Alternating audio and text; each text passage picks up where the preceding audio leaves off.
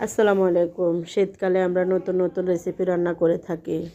এই রেসিপিগুলো খেতে অনেক সুস্বাদু হয়। তো আমি পরিমাণ মতো তেল ঢেলে দিয়েছি পাতিলে। এখন পেঁয়াজ কুচিগুলো ভালোভাবে ভেজে নিয়েছি। আমি সব সময় পেঁয়াজ কুচি বা মশলা এইভাবে কষিয়ে রান্না করতে পছন্দ করি। তো দেখেন আমি সব মশলার উপকরণগুলো ঢেলে দিয়েছি। এখন আমার মশলা কষানো শেষ হয়েছে। এখানে আমি কচুচুরা দিয়ে আজকে রান্না করব মাছ মাছ রান্না করব। এগুলা খেতে অনেক টেস্ট। মাছগুলা এগুলা সাগরের।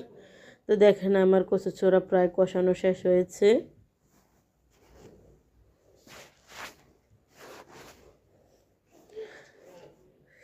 ভাপে একদম ঝাপসা হয়ে গেছে ভিডিও। এখন এখান দিয়ে আমি মাছগুলো ঢেলে দিয়েছি। মাছগুলো একটু কষানোর পর আমি একটু পরিমাণ মতো জল দিয়ে দিব। তো দেখুন আমি ভালোভাবে মিক্স করে নিচ্ছি।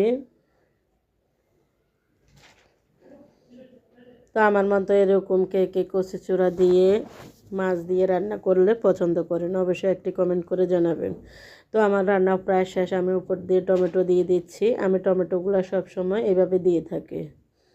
খেতে অনেক ভালো লাগে, কালারও দেখতে খুবই টেস্ট।